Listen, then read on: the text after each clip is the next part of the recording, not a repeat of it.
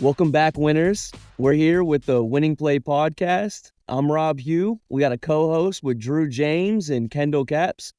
We're here on episode 6, a week 3 review and a look ahead to NFL week 4. Now, on our news and notes reactions to week 3, what do you guys think about last week's games? Madness. I feel like every week there's an upset or two that you might not have seen coming. But this week was just total chaos. There were unbelievable upsets. A few of them that really crushed me in the betting segment. I certainly didn't see the Browns taking a dump on the field at home again. But I guess they are the color of shit, so maybe it makes some sense. Yeah, it was rough. The Browns and the Niners losing was tough, although their whole team was hurt. But that was actually, I agree. And what a great game for the Rams to finally get out from under the thumb of the 49ers. Yeah. I know a lot of people in LA are pretty pumped. We saw the Cowboys get just kind of humiliated. I know they kind of made it look better at the end than it was, but we saw Detroit come through and pull through and beat Arizona. We had Kansas City, who we'll talk about in a minute, but are they just being propped up by the NFL at this point?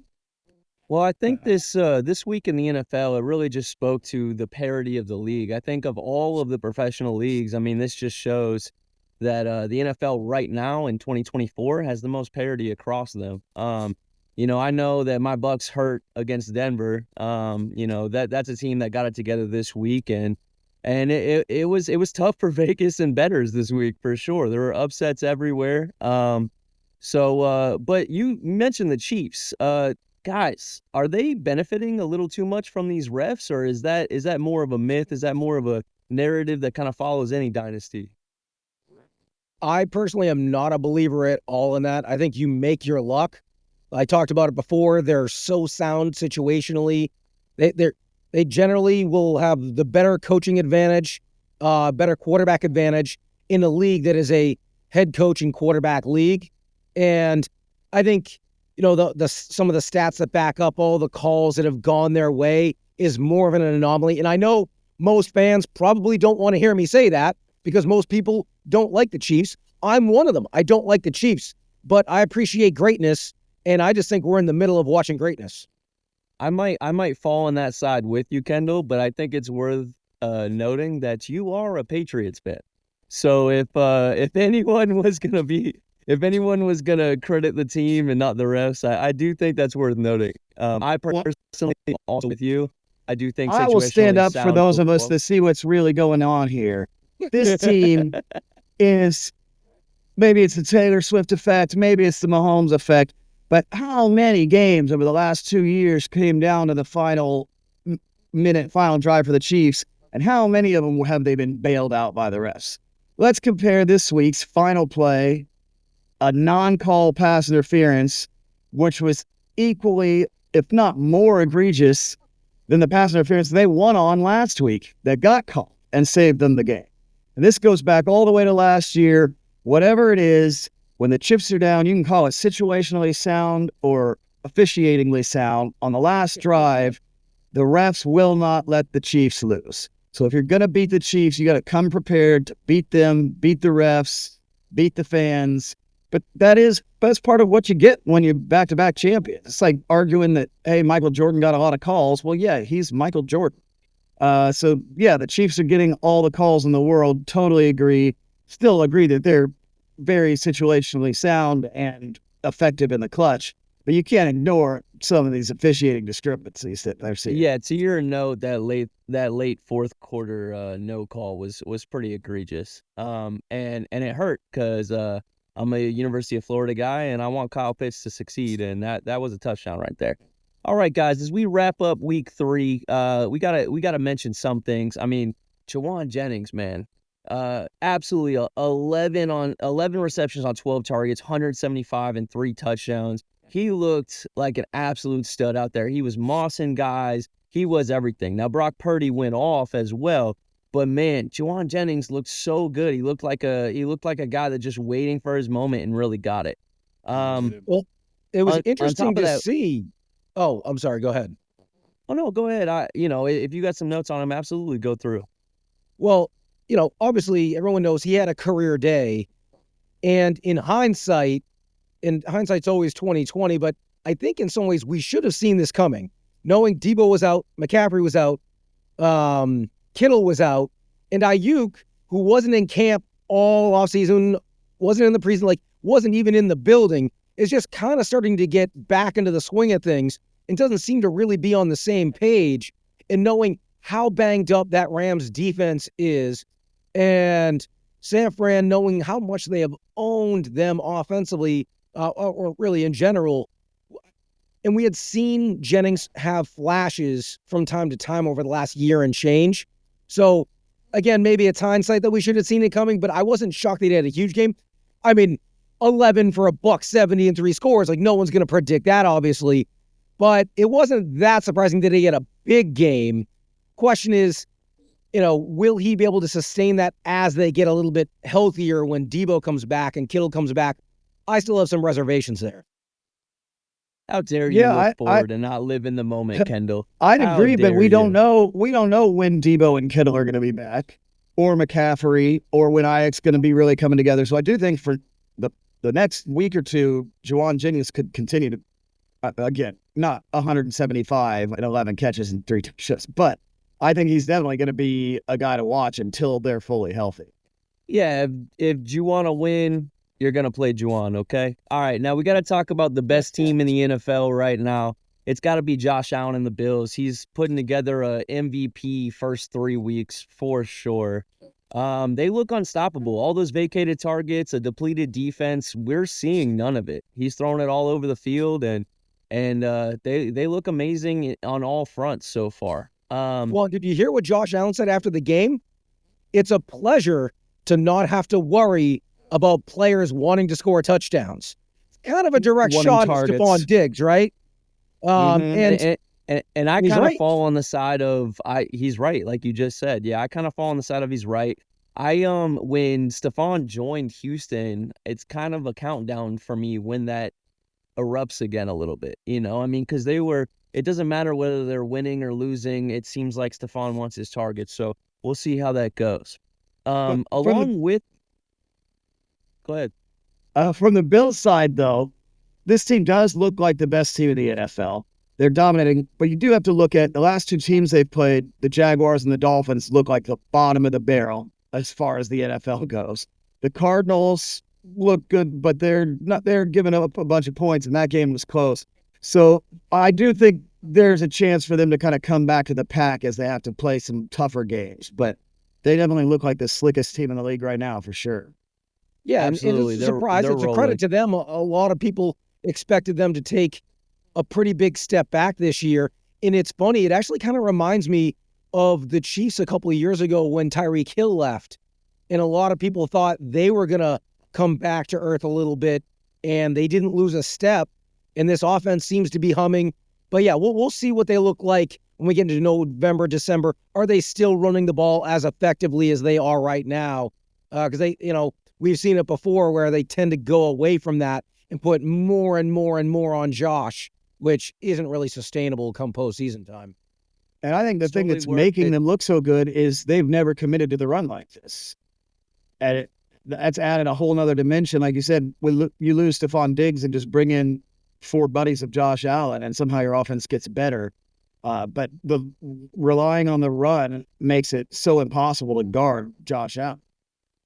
Well, yeah, it's worth noting that conceptually, this looks like the best version of the Bills. You take a little bit off of Josh Allen's plate. He's had so much on his plate all these years, and he's slinging it all over, making the smart decisions. We've never seen a turnover-free start like this for Josh. So, it's looking like the potentially best marriage of Josh's ability and team overall effect for the Bills. Now moving forward, guys, we got to talk about Sam Darnold. He's surprising with the Vikings. I love what they're doing, Kevin O'Connell, in this system. I think this is sustainable. Do you guys think that the Vikings are for real? No. I think they're much better than any one of us thought they were going to be coming into the season. And it's quite impressive what they've been able to do with Darnold, knowing his struggles everywhere he has been. I do think Aaron Jones, and I talked about it before the season, I was actually really high on Aaron Jones. He missed 12 weeks last week, so he was relatively fresh, and he looked great down the stretch. I think I'm not surprised that he still has some legs under him. And Justin Jefferson, as we talked about, he's quarterback proof anyway. So I'm not surprised that the offense is much better than we expect. But do I think they're legit NFC title contenders? No, I'm not there yet. I think I wouldn't say I'm there yet either. I do say Brian Flores has that defense humming. And we are talking about a Vikings offense. Don't forget that's still missing Hawkinson and Jordan Addison. So I do think, from a real life perspective, they have some pieces coming back that will only add to the depth on that offense. I think the Vikings lose their next 4 games. Wow. They play the Packers, then they play the Jets, then the Lions, then at the Rams. I think the Vikings lose all 4 of those, and we're back here going, what the hell happened to the Vikings? I think they did that's beat the almost as likely as them 49ers, reaching the NFC title game, I would say. They did beat the 49ers, so we will see how these upsets work. I think this last week just showed us that any given Sunday is a real thing. Now, as we wrap up the review, wow, Andy Dalton and those Panthers, still the only quarterback to throw 300 yards and 3 touchdowns in this early season so far. We'll talk about the Panthers' weapons and what that means moving forward, but we had to throw a shout-out to the Red Rocket out there. And then as we finish the review, we got to go through some injuries real quick. Justin Herbert, this guy's tough. He plays through injuries, but he did have an ankle. They yanked him out of the game, and we'll have to monitor that going forward. Devontae Smith had an ugly, ugly concussion. That was a tough one to watch. Big lineman came in heavy. Yeah, that was a tough one.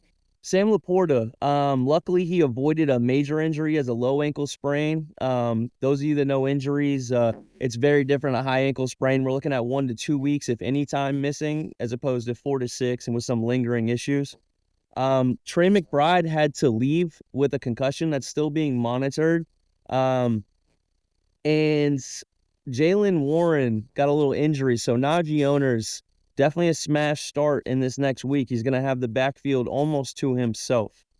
Final note, Amari Cooper had an undisclosed injury after his breakout game this year. All those targets finally led to some production. All right, as we finish this week 3 review, what are you guys seeing from this fantasy fallout so far? This was a tough one. This was a tough one for fantasy managers overall. I think in our league of record, we only had 2 teams reach our benchmark of around 145 to 150 points. Thank you very much, Kendall. Yeah, we went off to 3-0. Now 16-1 in the last 17 regular season games in that league. Yeah. What was the one? I don't know. I don't know who I lost to last year. But that was the championship game, right?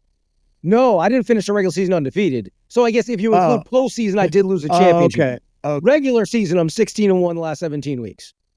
I ran into the meat grinder that was Kendall's team this week. He had over 160 points when almost nobody even reached 130. I will say in our other league, I employed the strategy of going receivers heavy in every week between DK Metcalf, Jamar Chase, who went off this week, and I forget who my third stud is, but I basically have 3 stud receivers and then was able to rely on Kamara and Montgomery, who I thought, they were going 5th, 6th, 7th rounds, and it's like, there's a good chance those guys could pop off, and all of a sudden, those are RB1s to go with those receivers. So once again, I love that strategy, and it's working well again this year. Well, Kendall employed the psychological warfare of playing half of my team in our other league against me this week. So it was a very complicated setup for me, to be fair. And I will say in our other league, I had a Frankenstein team I managed to win. Thank you, Joanne Jennings. But, upsets all abound. It was a little bit of a tough week, I'd say. Scoring was down overall. But wow, let's talk about these rookie wide receivers. They all seem to have showed up, all worthy of this draft capital we put. Malik Neighbors, wow, he looks like an absolute superstar, guys. Did you guys get a chance to watch that game at all? Yeah, I have Malik Neighbors in 3 of my 5 leagues. So it's what I said since the beginning of the season. I thought he was going to be the most targeted rookie we've ever seen, and that's holding up. It's Yeah, it's wild. You look at his athleticism, some of the catches he's making, and I know maybe it's because he's also on the Giants, but some of the plays that he's making, never mind that spinning catch, twisting toe tap for the touchdown, but the other one when he goes over the DB and takes it from his face, like the athleticism of this guy, the hands, the hand-eye coordination, everything. He seems to be a complete package. It kind of reminds me of OBJ when he was young with the Giants. And if you're going to tell me that this guy's going to continue to get that kind of target share, like, yeah, look out. Yeah, he you turn on the tape. I was one of those guys that during the draft process, I actually liked him more than Marvin Harrison. I thought Marvin Harrison was the safest bet. But I really liked what I saw out of Malik Neighbors and thought he was just an absolute superstar. He's a wide receiver 1 right now in fantasy, and he's had the best rookie start in fantasy through 3 weeks since we started tracking this, since '05. So I mean it's pretty crazy. Speaking of Marvin Harrison, he did it again. Here's this guy. He's a pro's pro already in his rookie year, and this Arizona offense is gonna feed him. So it's good to see that he did it yet again and that he'll be a steady producer throughout the week. But we have a guy coming in Rome Odunze that finally got in on the action. We didn't know what place he would have on the Chicago's team. He finally got in there, and hopefully this is an omen for things to come. Now, as we continue worth noting there, though, even though Rome finally had a breakout game, this afternoon, Keenan Allen for the first time returned to practice.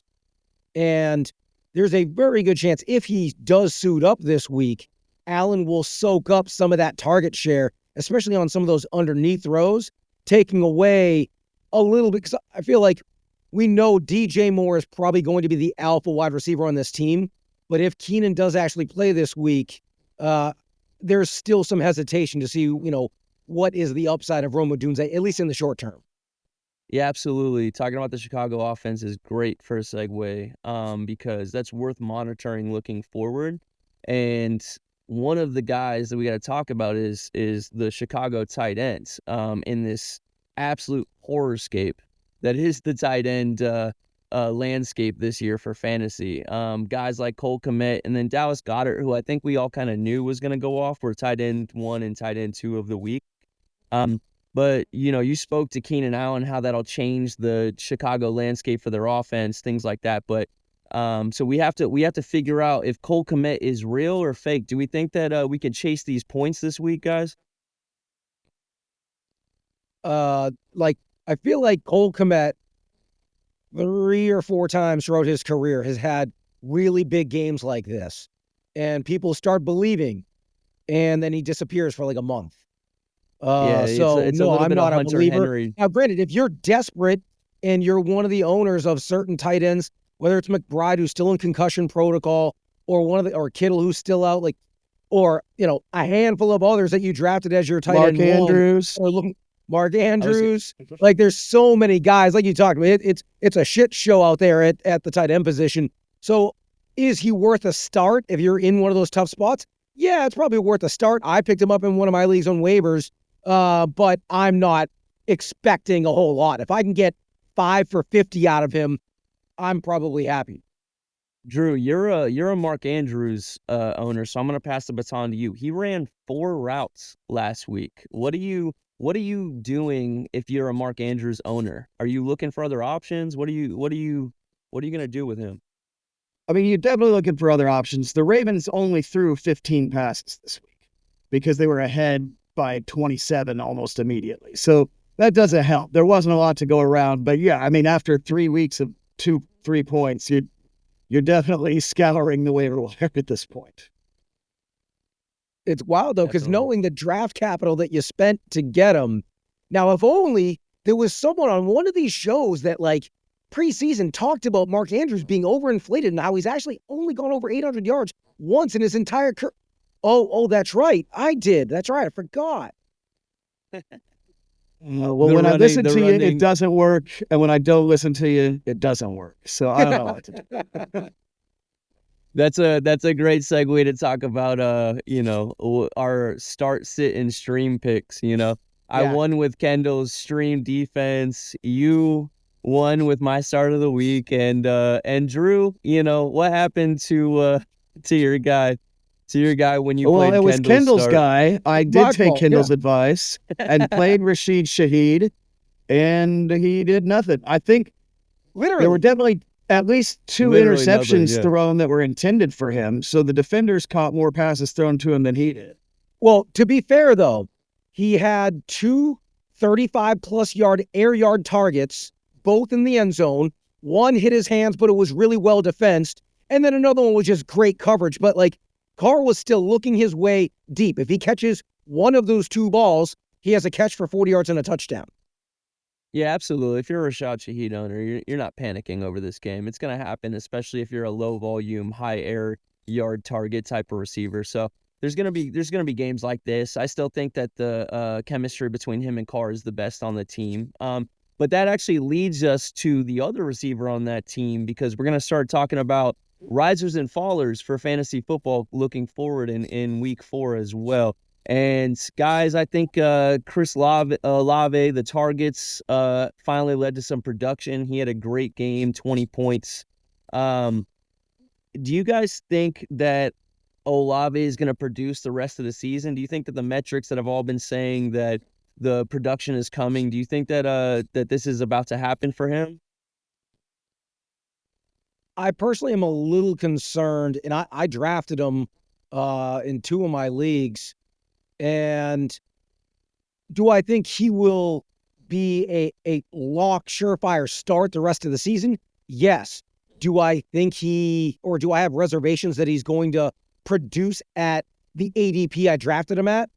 Yeah, I have serious reservations. I just think that the connection that he has with Shaheed, and the fact that Kamara is eating up so much work and they're running the ball so often, I still have concerns. I think he's more likely a high-end wide receiver 2 rest of season as opposed to the wide receiver 1 that he was drafted as.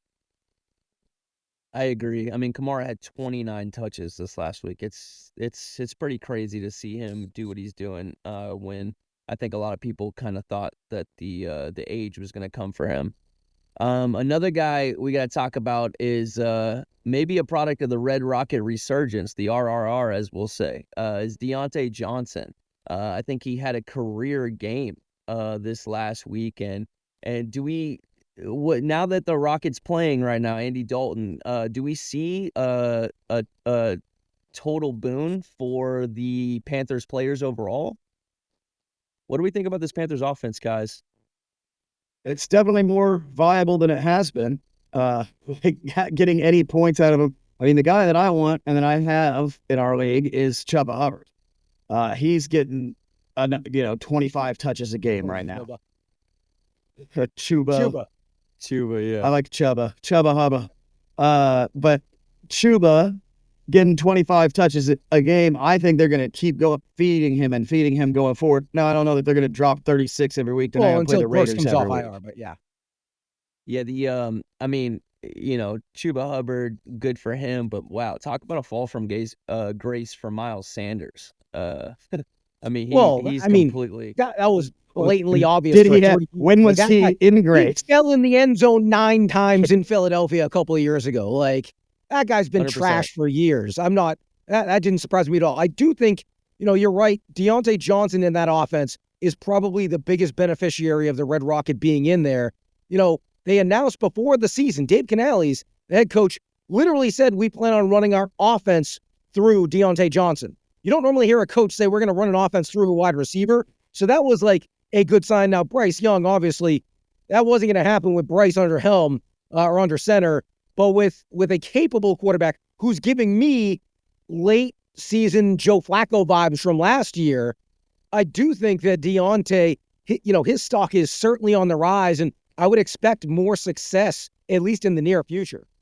I'd also throw out, Absolutely. I'd put Xavier Legette in that guys to watch out for conversation, because let's not forget they lost Adam Thielen in this game, who is Yep. a big target eater. I think Deontay will get more, but I do think Legette, who's a rookie I was high on, now that he has a quarterback to throw it to, he's going to start getting more and more targets.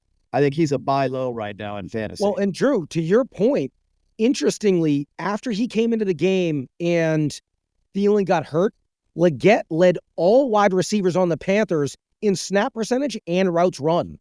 So, like, I think it was something like 77% of snaps he played the rest of the game.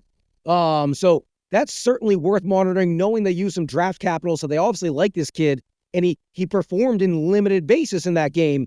So I agree with you. That's a really sneaky guy who's widely available in almost every league out there. Yeah, he's definitely going to have an opportunity. He's definitely going to have an opportunity. I will say I'm going to need to see it first a little bit, though, because he only had 3 targets at the end of the day. Moving on, though, guys, as this Atlanta offense comes together, their number 2 option, Darnell Mooney, I think if you watch that game, you saw that they're manufacturing touches for him. Do we like his season-long prospects over here?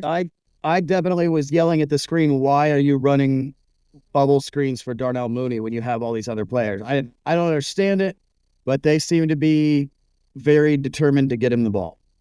Well, to be fair, in that comeback against Philadelphia, it was pretty much all Mooney a couple of weeks ago. It wasn't anybody else in that offense. It was Mooney making plays, and he's always been an explosive talent. It's just so inconsistent, and I'm still, I'm not there yet in believing that he can consistently produce from a fantasy perspective. If you look at it from the top down, I think there is a little bit of a Justin Fields effect here, though. You might see some of that talent translate to production more on this offense with Kirk Cousins at the helm. It just remains to be seen. But I personally, I'm a believer in his future here this year as a production for production in fantasy. I really think that that this is a news, especially because when I watch the game, I see that they're really trying to get him some targets. Now, as we wrap up the wide receivers, let's talk about some running back risers as well. Guys, this was a JT and Kyron week. What do we think about JT's prospects, with a little bit of a struggling Anthony Richardson here? I mean, he's getting 25 touches and over 100 yards a game plus touchdowns. I think he's probably top 3 running back in the NFL to have right now. Yeah, Absolutely. And with how atrocious Anthony Richardson, I had stayed away from him in all my drafts. And then my last draft, I was like, you know what? Just in case everyone else is right and I'm wrong, I need to have some stock in Anthony Richardson. And I drafted him. And oh my God, he looks awful. He can't hit, receivers and running backs open in the flat. Like, this guy. He can hit them 45 yards downfield, and then the next play inexplicably throws it to a defender 4 feet away from a receiver.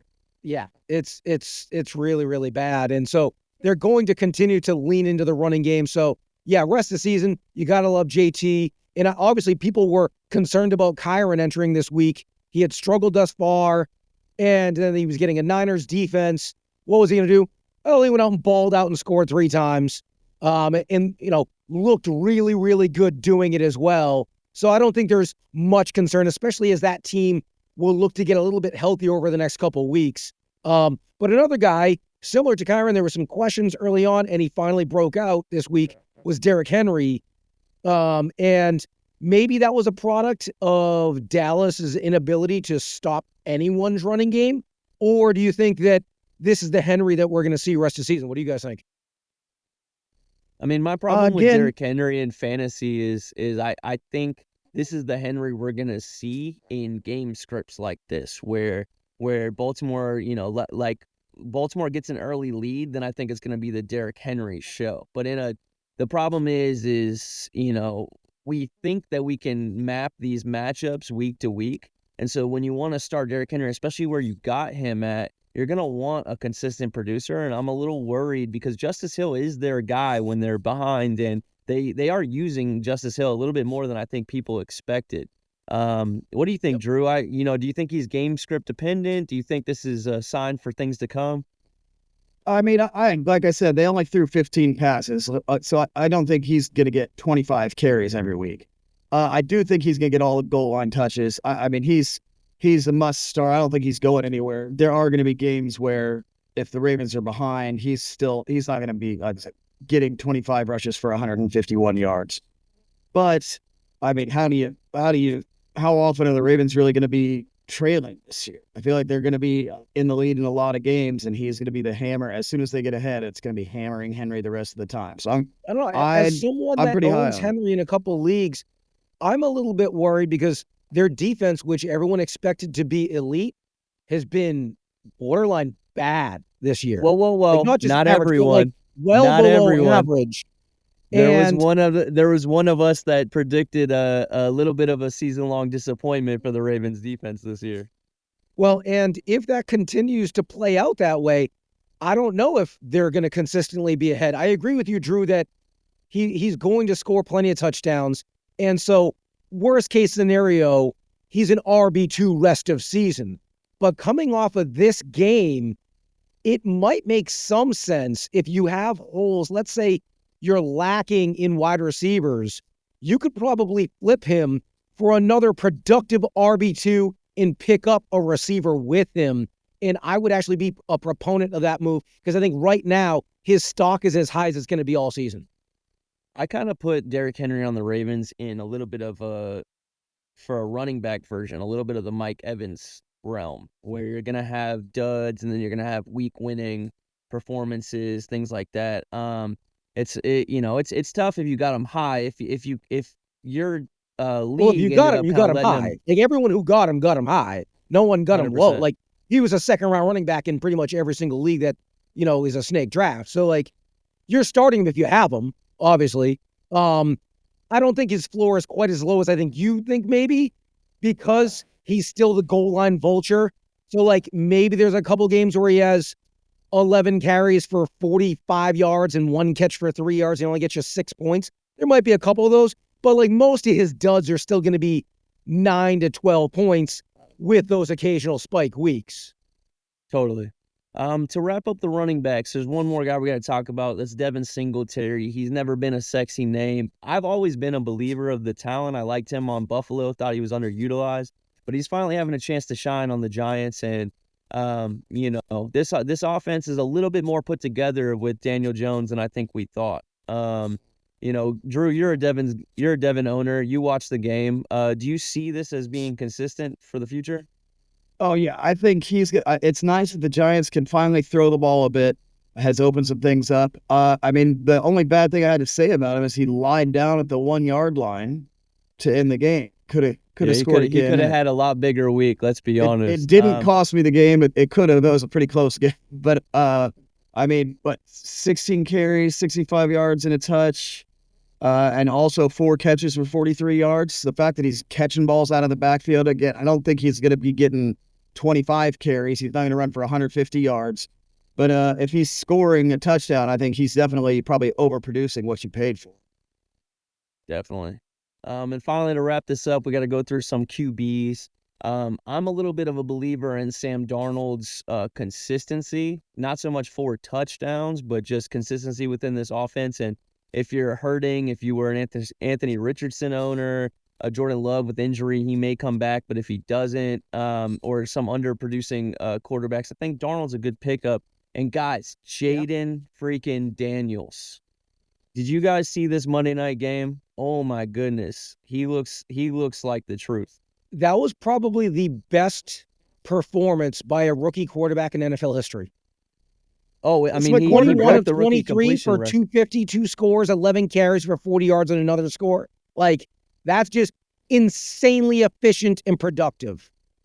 As the his owner of rushing Jaden floor Daniels is- in our league, I actually have him in 3 leagues. I've been screaming about him since preseason. I watched him at LSU, winning the Heisman. He looked amazing. I could not have foreseen this kind of performance. I was always like, hey, he's going to run the ball, so whatever rookie setbacks he has, the running is going to make him a fantasy stud. Him throwing 2 incomplete passes and his team scoring on every single drive of the game is not something I think anybody saw coming.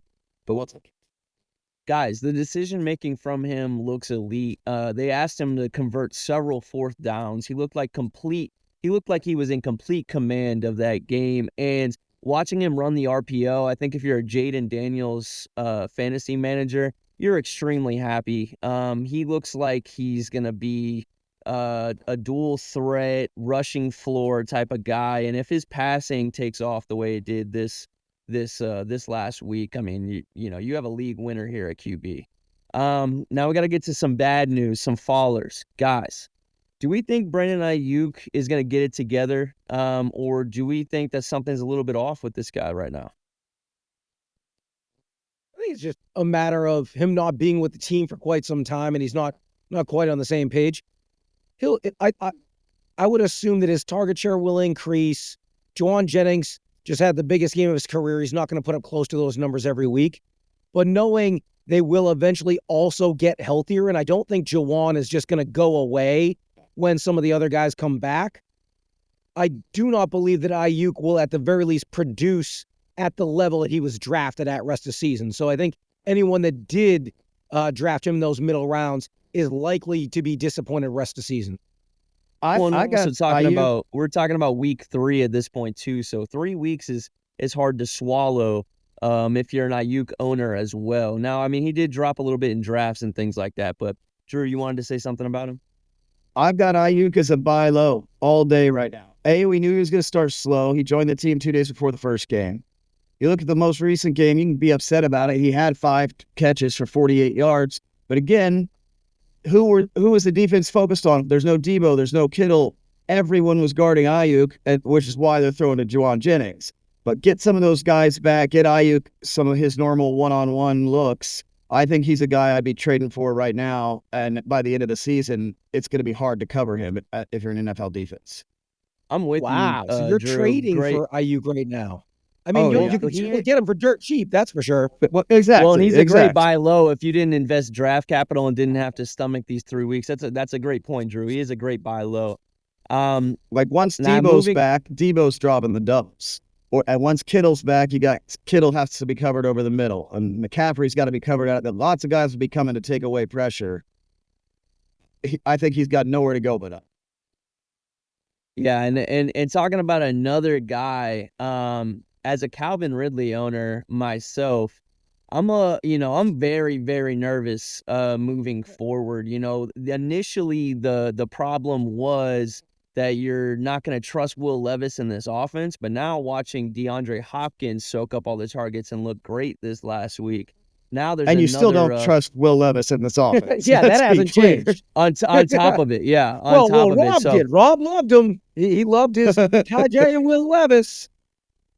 Yeah, that one hurts right now, and I put my money where my mouth is, and my money's hurting. So, that was a tough one to swallow so far. This looks like a mess. Although I will say, Tajay outperformed Tony Pollard this week, so there are some things in that department that look pretty solid. But yeah, as a Calvin Ridley owner, we got to talk about him as a follower. He had some manufactured touches in week 2 that booned his production, but this week, I mean, an absolute dud from the guy, and I'm worried moving forward, not only in that offense, but overall, DeAndre looking like resurged a little bit. I think we all kind of thought he was over the cliff, and he looked great last week. So, it's worth mentioning. Will Levis having 34 targets and Calvin Ridley only getting 3 of them is not a good sign. It's definitely concerning if you're an owner. It's worth mentioning Dolphins players. Now, your guy Tyler Huntley just got signed, so we'll see how it goes. Dolphins players, Drew's showing some chagrin. It's tough to watch. Even Devon Achane, who I think a lot of people thought would be of the players the safest, he had a relative dud, things like that. Drew, do you have hope for these guys in the next coming weeks? As a Dolphins fan, I was sitting on my soapbox last week saying Devon Achane is also going to be in trouble without Tua. Like, they can manufacture touches all they want, but if we're not scoring any points and gaining any yards, it's going to be hard for him to do anything. So hopefully you sold Achane while you had the chance. I will say Skylar Thompson who's also injured now, looks horrible.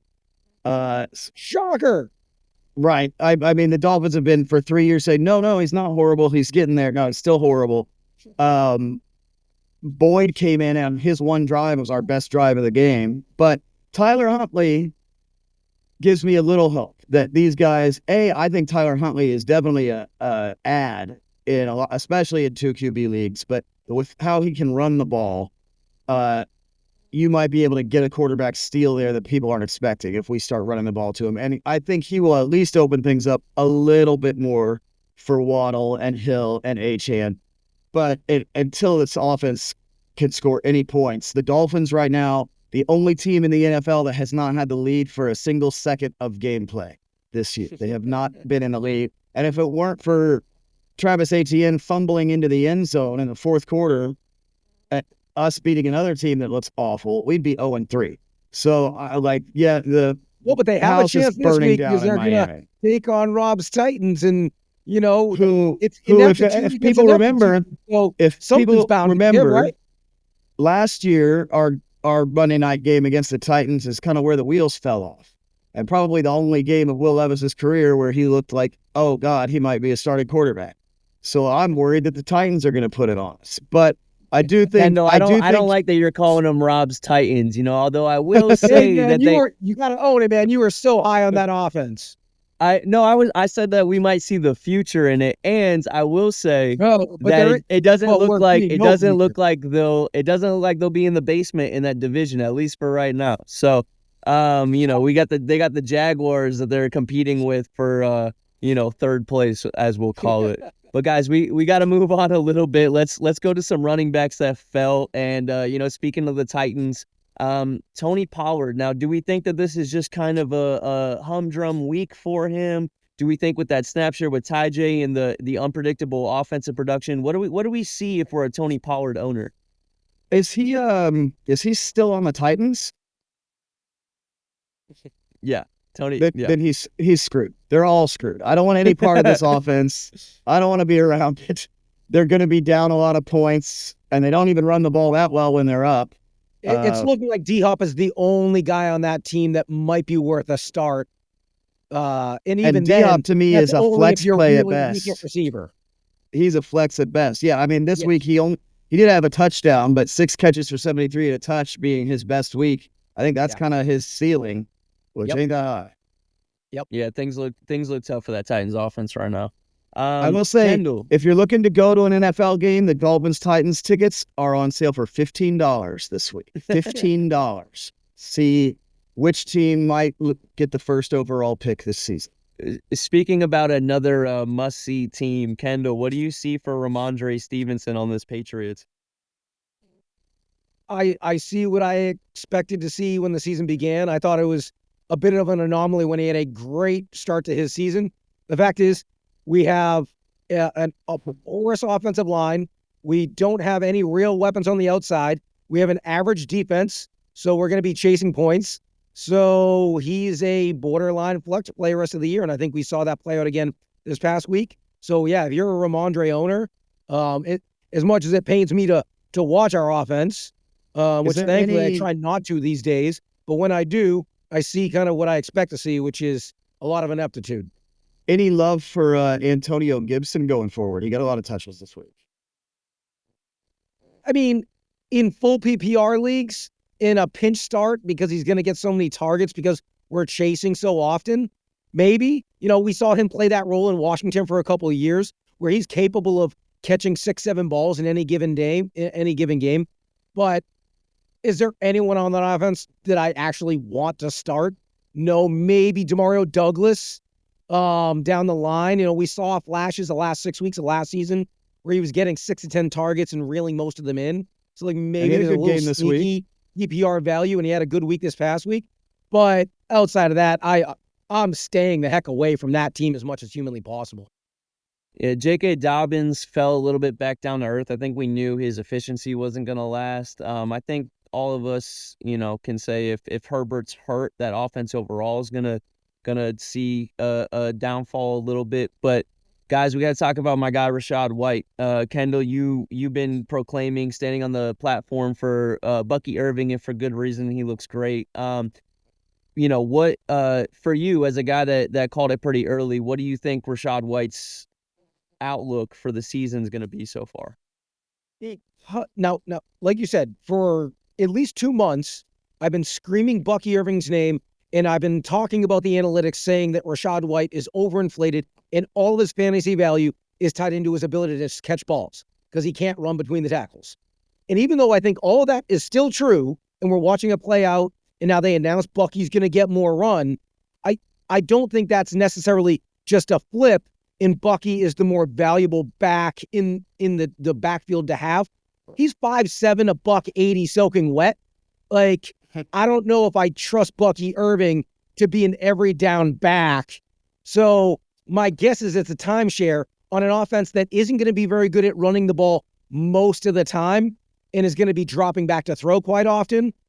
So even though I feel justified that I wasn't high on Rashad White and I loved Bucky, I'm not jumping to put Bucky in my starting lineup by any means right now either. I would agree with you, and as someone super close to the team and watches all of their plays and their snaps. Rashad's down game was really more of a Baker flop. He was open a bunch of times out in the flat that Baker should have taken. So he would have had several more receptions in this game as well. And to your point, I think he's gonna have that reception floor in PPR moving forward. Drew, do you have any thoughts on Rashad? Again, Bucky Irving looks far more productive. I picked him up in a couple leagues on waivers last night. I don't think the Bucs are going to stop giving the ball to Rashad. I don't know why, but they seem like no matter if they're going to run him into a brick wall 15 times and keep doing it. And like you said, he's going to get catches, he's going to get touches. So I'm not dropping Rashad, but as Kendall said, I'm not thinking they're going to go the other way and give it all to Bucky. Bucky is the more exciting player right now, though, for sure. Absolutely. One other guy great. on a related note in a very similar situation, DeAndre Swift, who the Bears signed, they gave a 3-year, $24 million contract to in the offseason. He's the only running back with worse numbers than Rashad White this season. He's averaging 1.8 yards per carry. 1.8 on 37 carries. So it's not like he's not getting the ball. And they finally gave someone else the ball. Now, their offensive line is atrocious. I was just saying, but Roschon Johnson didn't do any better. How many years? Well, Roschon had 8 for 30 and also caught 4 for 30 in this past game. He did more in the fourth quarter than DeAndre Swift has done in 3 full games. And knowing Caleb Williams has been sacked 13 times and is on pace to set an NFL record for sacks taken, and they can't protect.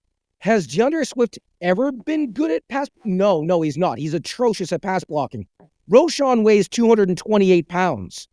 I expect Roschon Johnson to not only get the start this week, which no one is reporting, but he's going to get more carries and is going to be more valuable rest of the season than DeAndre Swift. Calling it right now.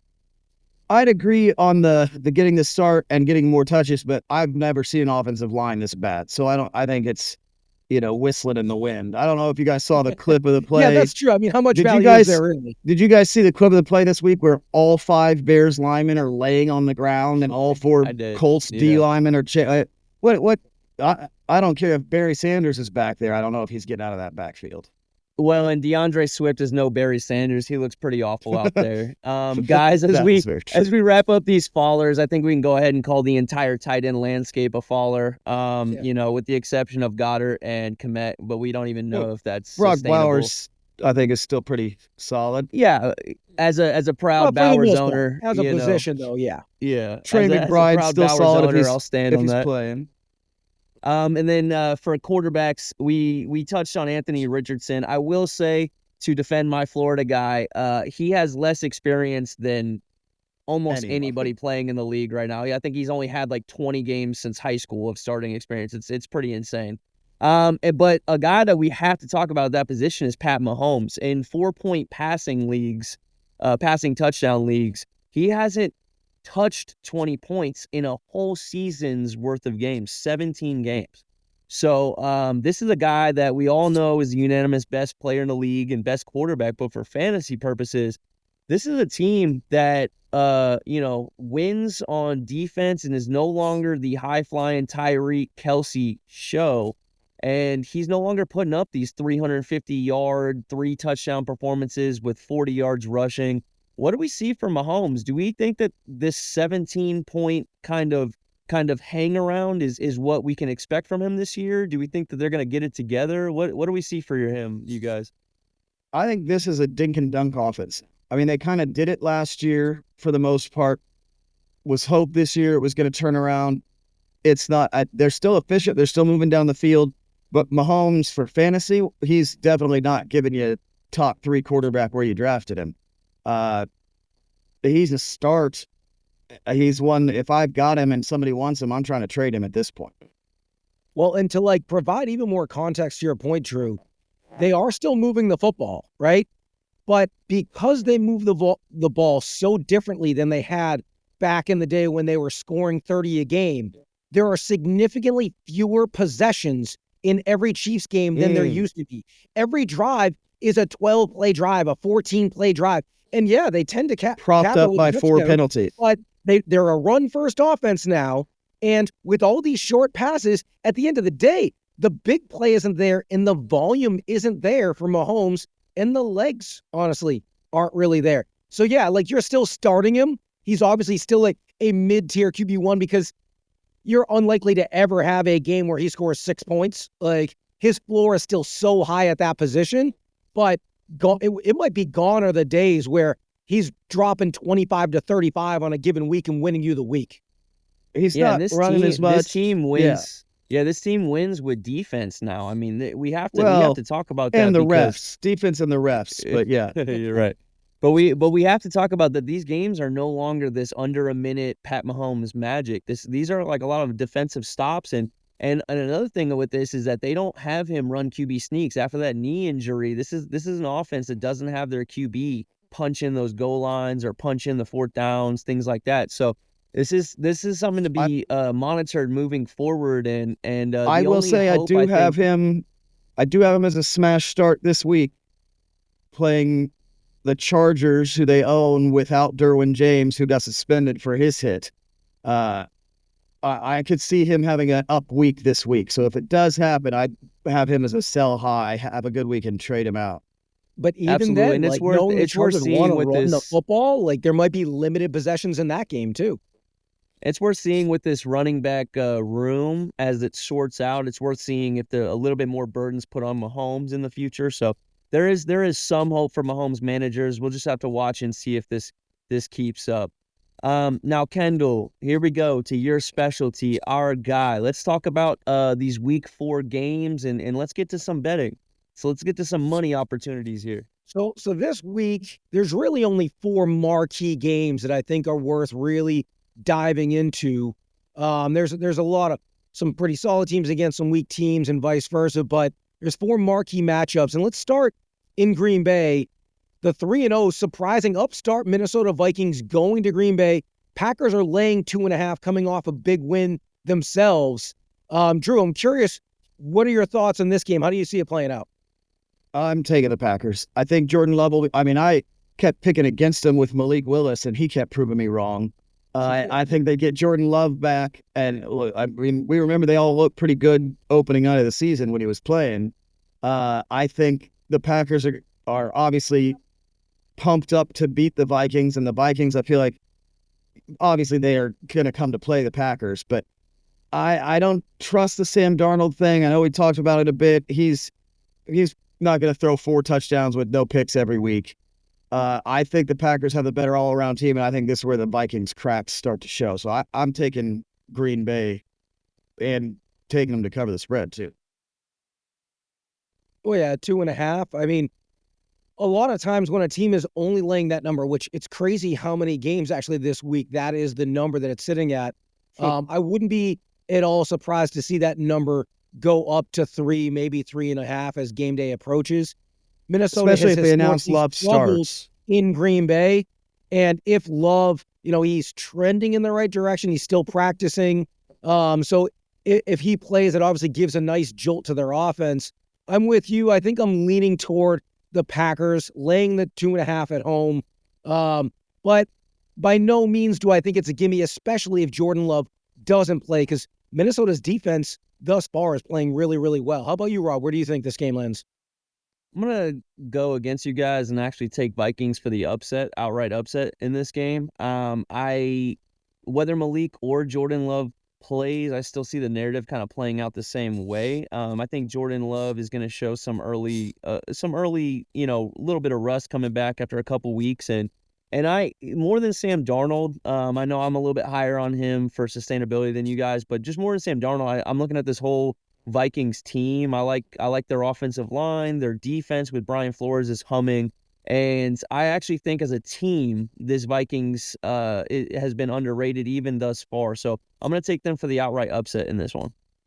All right. Well, I'm guessing I might know where you're going to go for this next one, and you're probably going to pick an upset here as well. One of the other marquee matchups: Philadelphia going on the road to take on your Tampa Bay Buccaneers. Philly's favored by 2.5. Also, same line. I'm guessing you're taking the Bucs. Yeah, I mean, in real life, I don't see this as much of an upset given the circumstances. So, Eagles are going to be without their top two wide receiving weapons most likely. So, and Bucks are going to get some defensive players back. We've been missing both of our starting defensive tackles now for a week and a half. Lost Vita Vea in that Lions game. So, I actually see the matchup as being in our favor this time. So yeah, I'm gonna take the Bucks as an outright upset, and I'm gonna be interested to see what the betting lines how they change throughout the week to see what that. And right now, Eagles are at -2.5. I'm interested to see how that changes throughout the week. I'm gonna go ahead and probably make Rob mad here, but I'm gonna take the Bucks too. I haven't seen a lot from the Eagles to show me that they're going to go on the road and beat a team that's actually looked pretty good this far. So yeah, I'm taking the Bucks. Not me. I'm taking Philly on the road. I think the absence of Vita Vea can't be understated. Like that's a big loss to that defense. Anytime you lose a D tackle, that essentially takes up two offensive linemen every play if you want to run the football. And knowing Philly's down a couple of receivers, what are they going to do more this game than they have in the past? Run the football with the running back that's looked better than any running back in the league thus far. And let's not forget, this Philly team's bringing an added chip on their shoulder that, it was Tampa that sent them home in the playoffs last year in this same building. So I actually like Philly to go on the road and cover. And not to mention... not to hate on your point, though, I think Vita Vea is back in practice and possibly playing Sunday. That was what my point was, is that we're going to be getting some defensive tackles back. And I didn't know he was coming back. Yeah, we're one of the best run defenses over the last 5 years in the entire NFL. So it's been I see, you guys you were top 3. I think you guys finished number 1 3 out of 4 years, and then top 3 the other couple. It's been wild. Yeah, a little bit of that is being a pass funnel, but I actually like our secondary this year. And I'm big on matchups for these games. And Philly lost 2 offensive linemen last week as well.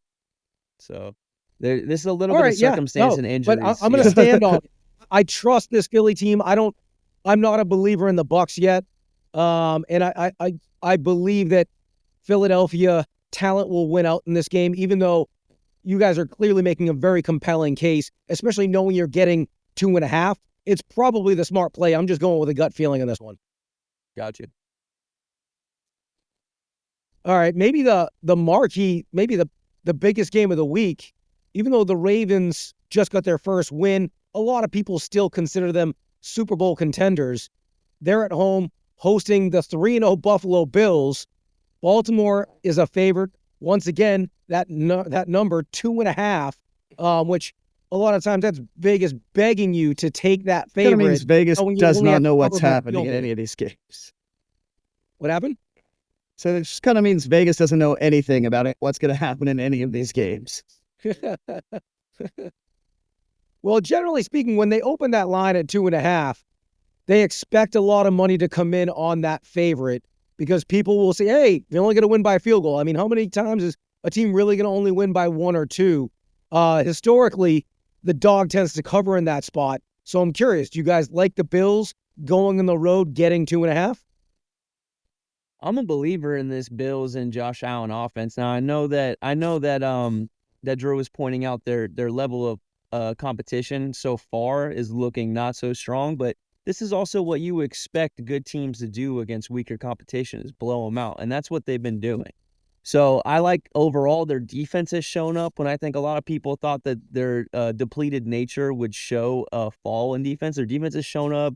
They're a more well-rounded offense and asking Josh Allen not to do it all these days. So I like what the Bills are doing, and I'm still hesitant on this Ravens team. I don't know if last week if the Bills actually compete with them and don't let them get an early lead, I'm not sure the Ravens have an identity in that type of game script yet. So I'm a big believer in the Bills. I kind of can't believe that the Ravens are favored right now. So I'm gonna take the Bills in this one. Yeah, I could believe they're favored, and I'm tempted to take the Ravens here, but I've been saying all week the Bills look like the best team in the league. I don't know that the Ravens can score with them. I think it's going to be close, but I'd take the Bills, especially, if as the dog, I'd be taking the Bills.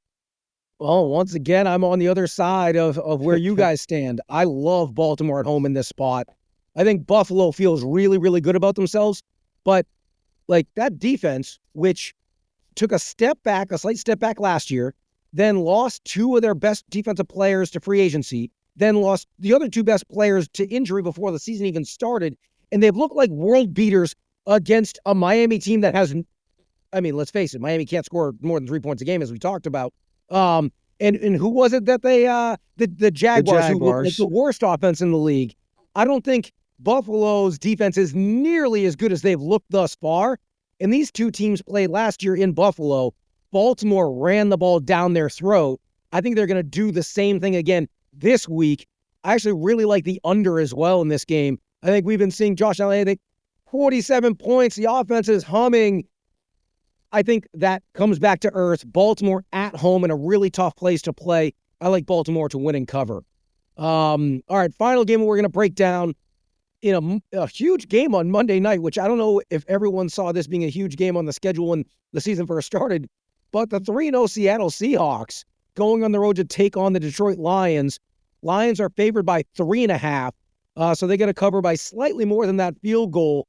I'm curious where you guys land, because this game, honestly, I feel like it could go either way, right? I think the Lions win by 2 touchdowns here.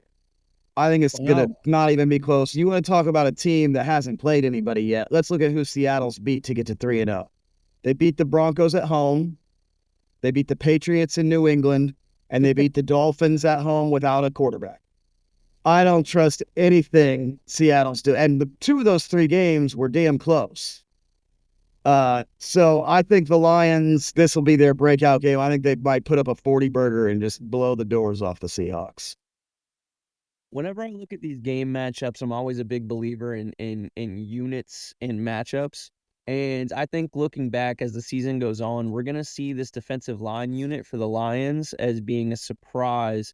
With Marcus Davenport and Aiden Hutchinson, the Seahawks have O-line issues. And as much as I love the Seahawks offense under Ryan Grubbs, I love what they're going to be doing throughout the season. This is just a terrible matchup for them in the fact that their offensive line has some issues, and the Lions' D-line is going to be a hidden strength for them so far. So I wouldn't say 2 touchdowns, but I see Lions winning by like 10 points here, so I'm going to take the Lions for sure.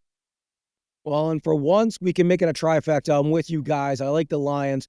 If this was a Sunday 10 a.m. kick, 10 a.m. Pacific time, it might open the door for me to entertain Seattle. But this Lions team, when they're in prime time in that dome, for some reason, it kind of gives me like vibes similar to what the Saints used to give me 15 years ago.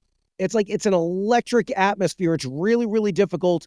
And Detroit is so good in the trenches. They have an identity. They know exactly what they want to do. And like you talked about, Rob, that offensive line being banged up for Seattle. And Kenneth Walker how much out. do you really trust Geno? And even though Detroit's offense hasn't looked nearly as explosive, I think given the matchup at home on a Monday night, standalone game, I'm with you guys. I think the Lions will win, cover, and it might be going away as well. Well, you Well, spoke on before Lions' before identity and things like that, so I would point out, I think the Lions game against the Bucks is gonna be a little bit of an anomaly for the year. I think it's they went away from their true best identity, in my opinion, which is being the run game first and then let Jared Goff be precise but not carry the load. So I think they got back to it this last week, and I think they get back to it again. You pointed out the O-line issues and all that stuff like that. While I do trust Geno in this offense, like I said, I think this is just a bad matchup for them. Well, before we go on to Kendall's corner here, let's go through the rest of these games real quick. We're not going to give takes or break them down. I just want your picks, winner, loser. Thursday night, Cowboys playing the Giants in New York. It's a get right game for the Cowboys. Yeah, it's a get right game. I'm going with the Giants here to just really lay the Cowboys' misery on thick. How about New Orleans visiting Atlanta? I've got Atlanta here. Give me the Saints. I'm going to go with Rob. I'll take the Falcons. The Rams in Chicago to play the Bears. Coaching mismatch. Give me the Rams. Yeah, I got the Rams here too, although I do think the Chicago defense is for real. I'll take the Rams as well. We talked about Minnesota, Green Bay. How about Pittsburgh at Indianapolis? Pittsburgh. The defense I'm is going going to to be take too Indy in good. an It's going to upset. give. One of those gut picks. Oh, wow. I'm going to take Indy in an upset. I like it. I like that. Yeah, I'll go with Ken. I'll ride that upset with you. Let's go Indy. How about Broncos in New York to play the Jets? Take the Jets. I like the Jets. Both have good defenses. I think Bo Nix has a bright future, but not this week. I'm gonna go with Denver in the upset, riding the upswing of Bo Nix. How about Cincinnati and the Bengals going to play Carolina, two of the ugliest looking cats we've seen. Who you got? Bengals, Panthers. Jesus, if the Bengals can't win this game, I mean, and it's funny because Joe Burrow still seems sprightly in his post-game presser. He won't be sprightly if they lose this game, but I have to believe they bounce back and they win on a short week. Give me the Bengals. I got the Bengals too. That defense in Cincinnati is a problem though. But I have the Bengals. I'll go Bengals too. I'm up in the air, but I'll go Bengals as well. How about Jacksonville at Houston? Texans, easy. Yeah, Texans, easy. Jaguars are a total mess right now. Agree all the way across on that one. The surprising Commanders taking on the Cardinals in Arizona. That's a really good football game. Yeah. That's going to be an entertaining game. I think a lot of the public money is going to fly on Washington and Jaden Daniels. I like Arizona at home. Me too. I like Arizona. Eckler got knocked out with a concussion. We'll have to see if he comes back. He looked great in that game. Yeah, I'm with you guys. I'm taking the Cardinals here. How about the Patriots and the Niners? Niners. Yeah, it's got to be 49ers. I think Niners all day there. The Browns versus the Raiders in a game nobody wants to watch. I like the Raiders here. Their defense was disappointing last week, but here's the key though: is Max Crosby is dinged up, so we'll have to see how his injury progresses through the week. But I like the Raiders in a get right game. I think in the game versus, convicts versus the team with just civil court convictions, I will go with the Raiders here at home. I'm going to take the Browns. I think they're going to be one of the most unpredictable teams in the NFL this season. So I'm going to go against the grind and take the Browns. Kansas City heading to Los Angeles for a home game against the Chargers.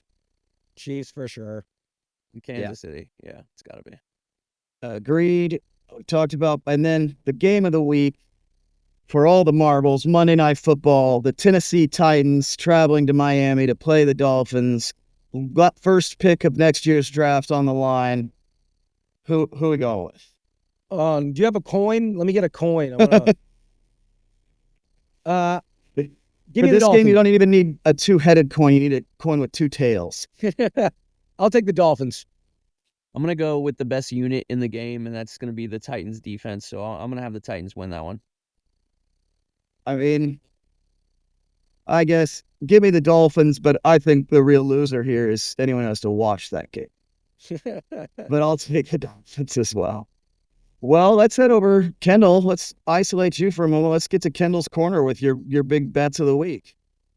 All right. Well, as everyone knows, last week, our money line parlay of the week did not work out so well with all those major upsets, seeing as all three teams that were at least touchdown favorites lost.